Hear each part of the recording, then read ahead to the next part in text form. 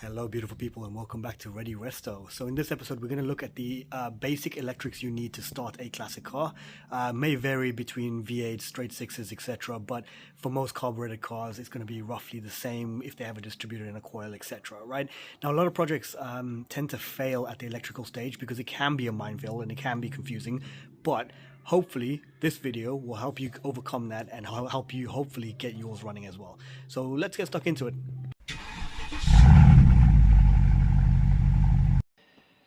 Okay, so forgive my drawing, but I thought it might be easier for me to show it to you and hear all the key components before I show you the engine bay, and there's a lot of different cables and things in there to get past, right? So the basic things that you're going to need to get your engine going, obviously you're going to need a battery of some sort of cable. Now in my case, my battery is actually in the boot, so this is why mine comes in through the body and then goes into there.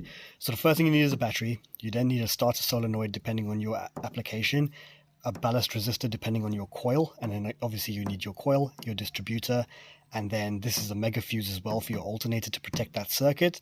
You've then got your starter motor in there, and then this is very important. You need to have grounding, right? So your engine needs to be grounded somewhere.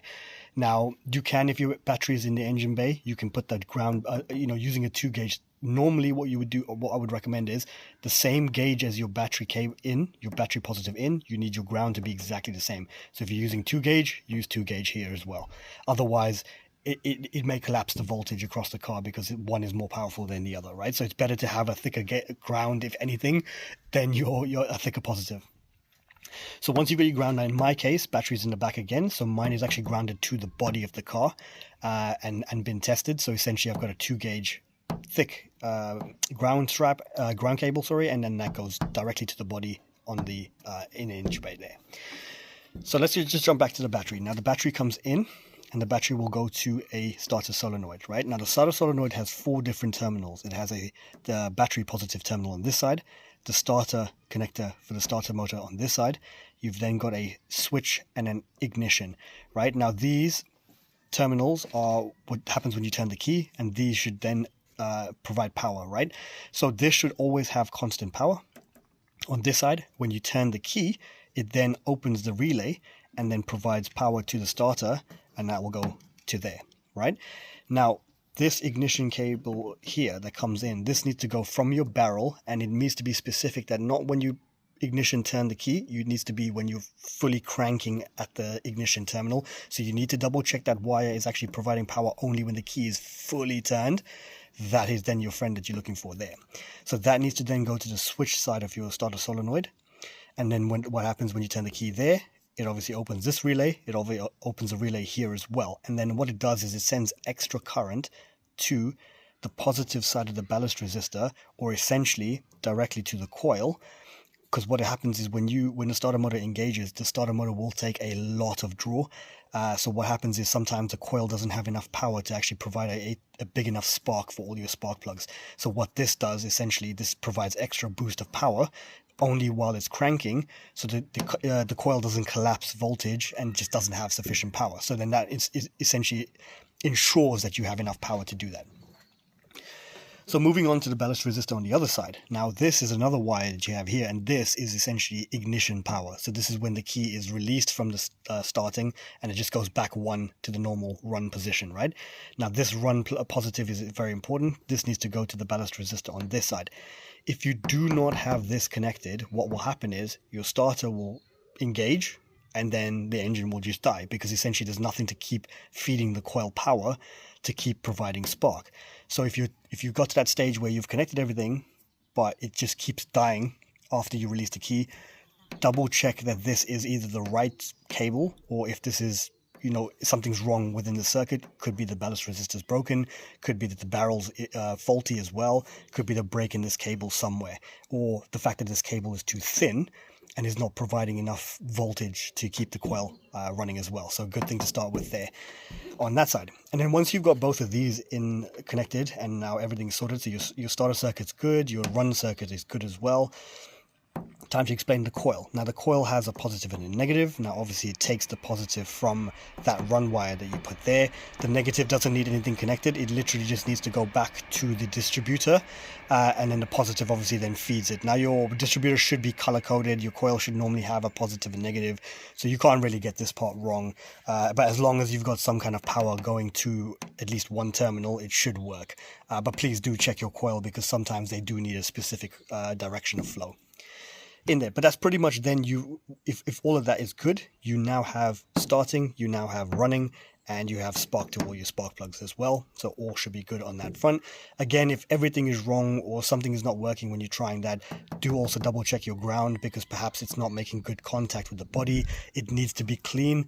So you could use those sort of spiked grooved washers that bite into the body to give you a better connection, or just sand a little bit of paint away just so it's making a good contact with the body. So if you, if anything happens or you're finding that it's still not working efficiently, check your ground, because this is normally the biggest culprit for electrical issues in the engine. Then it brings you onto your alternator. Now everything's running and you're using battery, you need to put power back into the battery, right? So that's where your alternator or a generator, depending on your application or how old your car is. Some of them used a generator back in the day.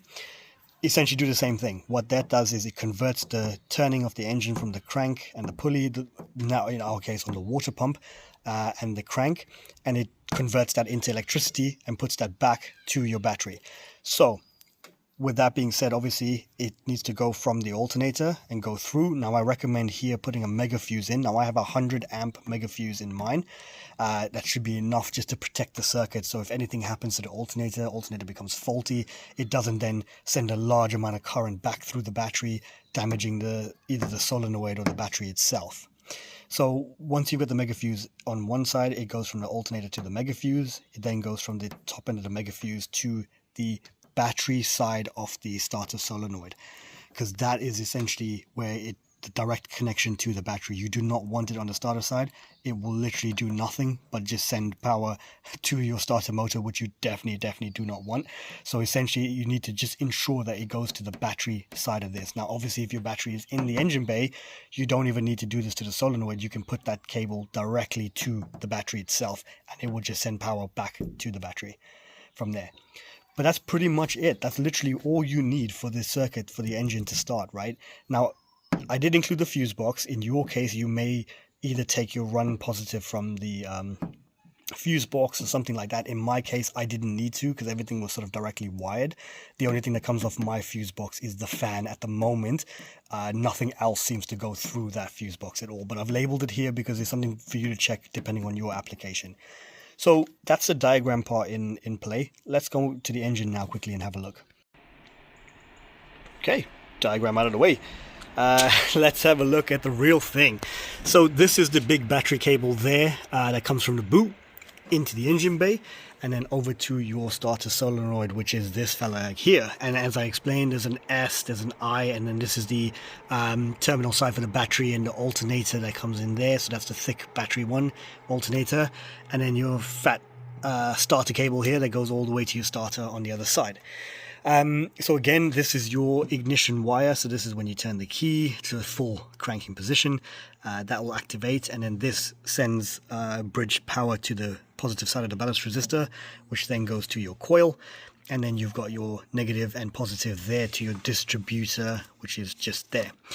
You can see that there's extra cables coming in onto, there's extra cable on my coil, and that is because these are for the tachometer. So if you have an aftermarket tacho, or your car does have a tacho and needs specific cables for it, this is where it's going to connect, and then that's going to go off into the car there to the tachometer, which I'll show you a little bit later in this. And then you've got the ballast resistor here. So again, this is the other cable. This is the run cable that comes on. So the run positive cable that comes into the other side of the ballast resistor. Negative side feeds it through and then goes back to the coil. And then you follow it down. You've got your starter cable that goes all the way along. And that will go down to the back just there and buried into the starter motor underneath the engine. If I take you back over here, this is the mega fuse I spoke about. Now in there, there's just a big fat fuse essentially between the two terminals, and that connects up just to protect the circuit for the charging circuit back to the battery in the back of the car. And essentially, if you follow that down, one end goes to that side, as I said, and then the other side goes in that same ducting all the way to the back of the alternator just here. And that's pretty much your cables in a nutshell. So it's not overly complex. Oh, and before I forget, forgot to show you the most important guy, which is your ground strap. And that's your ground strap just there, right? So that fat cable just there, that will connect up and to your engine block. So I've got mine connected up just there into the block at the back, and that does the job perfectly. So do not forget your ground cable. That's basically it, and that's pretty much all you'll need to get your car running. Once I had all that wiring done, I was able to crank this engine over, and you guys heard it in some of my earlier videos on this car. I was able to just get it going. So if you're stuck or you need sort of information on that, hopefully this will help you sort of identify where yours is missing something within the circuit. Something else to notice as well, you're going to have, obviously, ignoring all your starter circuit and your run circuit sort of cabling, you're going to have loads of other things in there, right? Now, if I take an example, I've got this here for my temperature sensor, and I've used the one that was on the block. I do have another one in the radiator, but that one sort of was better, so I just decided, okay, I'll use this one. And to find this cable, now Google will help you. Google will, in most cases, will have the information you're looking for on what wire to look for, or roughly where to look for the right cable. But sometimes it has more than one color. So if you take something like the temperature sensor, right, it basically just needs a ground. And once it grounds, it will activate. So essentially what I did was, sort of in this area, knew what kind of cables I was looking for. I then just touched that end to the body, and then what you'll see is the gauge spike, and then okay, that's the one I'm looking for. You then know you've got the right connector in there. So just a quick little test that might help you guys out. Going the other way though, you're going to need a multimeter if you're looking for one that's putting out positive, because you don't want to touch that to the body. It's going to spark, right? So make sure that you don't do that. You just make sure that you know what you're looking for first. If it's a gauge, chances are it's going to be a grounding. If it's a switch or something like that, it's going to be a positive.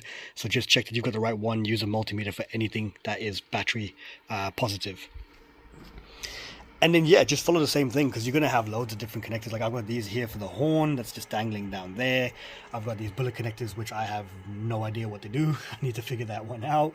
I'm assuming one of them should be for the blower motor. And then I've got my fuse box here. Now, in your fuse box, you might have more coming off it and more sort of connected to it. In my case, I literally have the wiper motor and the fan that I've hooked up. There's nothing else in here. Now, there should be more in there, but as I connect up more, like the blower and so on, I'll find out where and what needs to go where, and then I'll hook everything up. But that's pretty much it. The electrics in a nutshell. I mean, classic cars are simple. They're pretty simple. There's not a lot to it, to be honest. So if you're stuck or you're not able to get further on your project, hopefully this video will help you, find where it's going wrong, and fingers crossed, I do hope you'll be able to get yours purring away like I've done. I'm going to do a few bits in the car, so I'll take you guys in there and show you what I'm up to on the inside. So I just want to show you guys on the inside some electrics here. I'm going to relocate the tachometer to this point here. There was a temperature gauge in there, which I've taken out. The connection was broken anyway, so it was never going to work. We have, however, got that one working now anyway, so we don't need two, essentially. But what I wanted to show you was the electrics. Now, the tachometer was connected into here. The wires are there. These are the wires here for it. They're plugged in. Now, when you're doing electrics, right, you should never route things around like the pedals or anything like that. So if I show you here, when I move this, that white wire is essentially wrapped around this.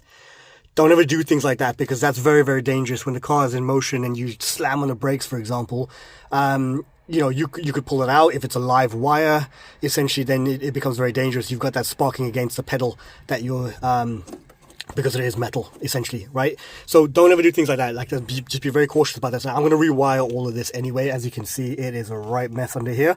But yeah, I just wanted to show you guys as a safety precaution, just make sure you route it away from things. You don't need to ever have it wrapped around. Make sure it's clear path, straight. in like up tucked under somewhere here or something like that, where it's secure and away from anything dangerous, anything that moves essentially. Even if the steering column here, for example, you know, if you're on your car, it rotates, you do not want anything sort of resting on it, because over time it'll just rub away at the protective casing of the wires, and you'll expose the wires on the inside, right? So yeah, just a word of advice for you guys. I'm going to neaten this up, and I'll show you what it looks like afterwards. The tachometer, so obviously this was mounted that way around, which means that the writing and everything else was upside down. So what I've done is I've flipped it around, because I'm going to have it mounted this way. And to do that, on most tachometers, you should have 2 screws at the back here. If you undo those screws, that will just remove the casing, and then you just turn it around. But obviously make sure to tuck like the wires and stuff, make sure you tuck it out of the way, don't squash them, make sure it's nicely sort of positioned on the inside before you screw anything down. You do not want pinch wires or anything, because it might mess up with your readings and obviously damage the gauge over time. So that's now flipped around the right way for my application. So I can now just bolt that in with place where the temperature sensor was. All the sort of dash apart here, looking at all the cables and wiring. What I wanted to show you guys real quick, I've taken the opportunity to put in the speed sensor cable as well. So that's that fella right there. It just sort of slots in. And then what it does is, on a modern car, you have an electronic sensor that sort of like, you know, spins and registers the reading of the, you know, how fast the gearbox is turning. On the old one, what it is a cable that goes from the engine all the way to the gearbox. So this little fella here slots into the gearbox, and there'll be a little gear that I need to find the right ratio gear for our car. But essentially the gear will sit on this, it'll turn in the gearbox, and that will then rotate and give you the reading of what the how many miles per hour you're doing, basically. So I'm going to mimic this gearbox with the drill. So the drill becomes the gearbox, and it's going to spin. So I can just show you how it looks when it's actually in operation. So let's give it a whirl. So as you can see, my drill goes to 30 miles per hour, and it sits steady right there. So pretty much that's how it works. And obviously then the faster you go, the more red you get across the dash. So it's pretty cool. It's very, very cool method. I'm just going to spin it a couple of times so you guys can see how the reading goes. But yeah, it's a pretty cool mechanism of registering the speed. So I really like that. I'm really happy I'm able to still make that gauge work. I mean, look, I don't know how accurate it's going to be. We'll figure that out with GPS on the phone. You know, once we've got it running with the gearbox, there might be some adjustment, but that's where this gear is very important, because that gear, essentially, you get different size or different tooth grooved gears, depending on what ratio you need. So I need to find one that pairs up with the Atlas rear diff. But yeah, as you can see, just give you guys a little sneak peek. Yeah, pretty cool. I really like how that looks. Yeah, little things make me happy. To see that the gauge works, this is the RPM gauge now in its place. Needs a bit of a clean, but as you can see, there's still so much to do in here, so much to get done. But you know, guys, please like and subscribe. Thanks for supporting the channel, and I really hope this helps somebody out there fix your car and get your baby back on the road.